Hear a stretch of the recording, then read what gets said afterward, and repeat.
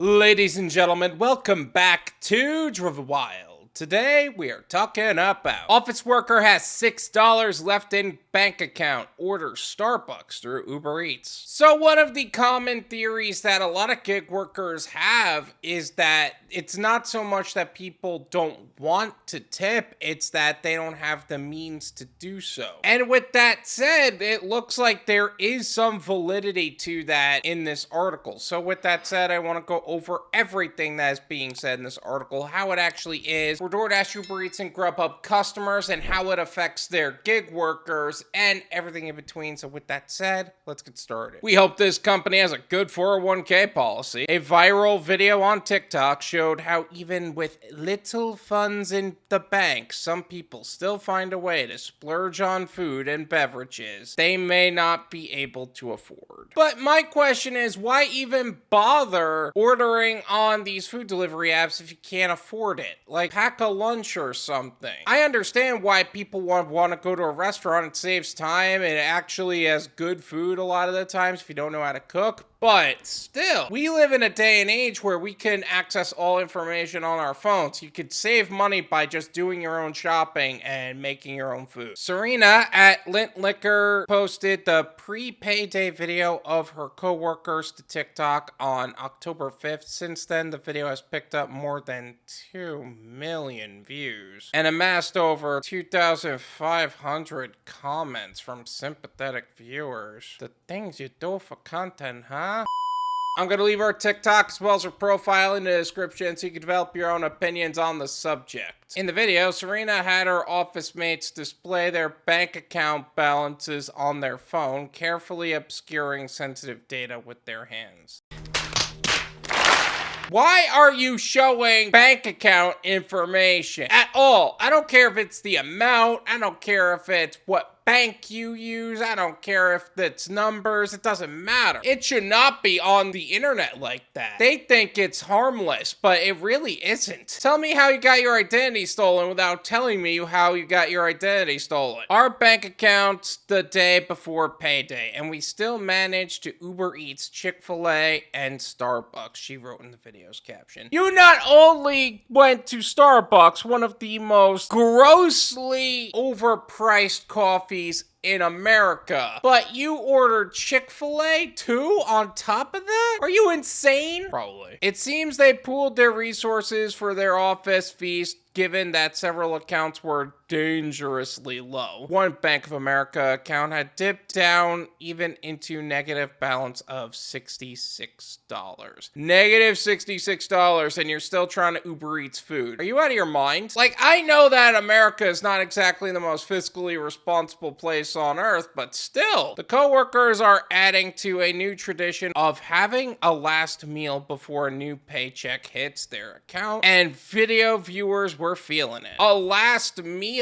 What are you, on death row or something? This is a stupid tradition. I don't care what anybody says. This is just one of the most fiscally irresponsible decisions I've ever seen. Let's normalize $5 bank accounts, Jen at Jim Rose 1011 wrote.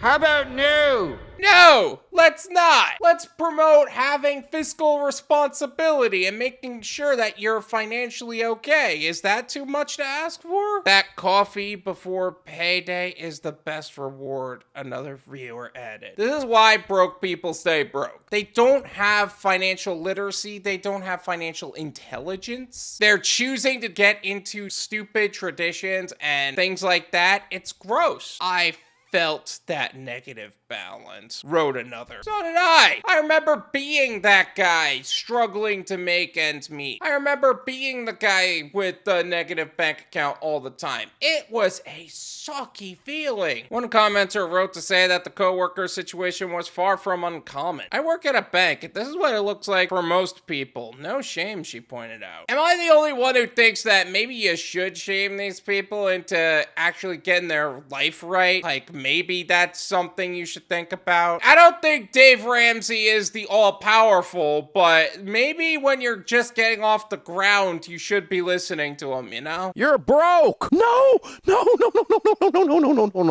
You have a crisis. You're Congress. You have a mess. No. You are on beans and rice and beans. No vacation. You will not see the light of day. You will work like an animal until you get this mess cleaned up. Many viewers commented that they had similar experiences white-knuckling through that last day before the money hits the bank account. Stack K at Stack K wrote, "That coffee before payday is the best reward. Me spending my last $3 on a twisted tea because it's almost payday." Another viewer, Baby I344, wrote. Okay, but $3 on a drink is a lot, but that's not like a $7 Starbucks coffee getting Uber Eats to you. However, many viewers praised the one account with more cushion than any of the other workers. Wells Fargo customer Rosalia had an impressive $2,300 and change in her account, earning the viewers' respect. Baby with the 2K, I'm trying to be that responsible. Carly LaForce at Carly LaForce cheered. That makes sense to me. You have money. You have plenty of money in your checking account. You probably have been saving for a while. So you decide, all right, maybe I'll get something now that I have money. Instead of being the person who's like, oh, I'm just gonna spend the literal remainder of my money on Chick-fil-A and Starbucks. At Tay Wong's, the one that has $2,300 before payday, I'm trying to be like you, LOL. Seeing this at least having $200 to $300 before payday, not that bad either, but dang. $200 to $300 isn't bad. I think that depending on your lifestyle, having $1 to $2K in a checking account is fine. And then having a 6-month emergency fund in a high yield savings account. And then from there, you are actually investing into a Roth IRA and 401k. That makes sense to me. And of course, if you're on a variable income, we could talk about that, but this is for people with like a job or something. Hopefully the next few weeks we'll have plenty of Starbucks and no overdraft fees in it. You know what? I hope so too, for your sake. Because in my opinion,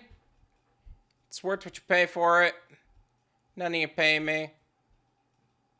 There you go. I think if the habit of trying to squeeze as much money out of your bank account just to get the order through is going to keep happening, that's why you're going to see that many no-tip orders on Uber Eats and Doordash and Grubhub. They can barely afford to scrape in a Doordash order to put it in a negative balance. How are you going to tip in that case? You can't. That also said, it's not necessarily fiscally responsible to order on Doordash either, as a whole, unless you actually are in a position where you need to save time on cooking and all that, and you order in because it saves you time. I still think that either going to get the food yourself or just making food at home is still going to be more financially responsible. Not to mention, Wells Fargo is not exactly a trustworthy bank to work with either. At this point, I'm not only concerned that they're going to spend all their money on things that they shouldn't be spending their money on, I'm also concerned that they're going to have their identity stolen on top of that, which would be really bad. Make sure that you're being responsible with your money. Learn financial literacy so that way you're not in a position like this, and not only make money, but make the most amount of money possible and make the most of your money possible, because this just looks like a waste. Thank you so much for watching. I really appreciate it. As always, make sure to hit the like button,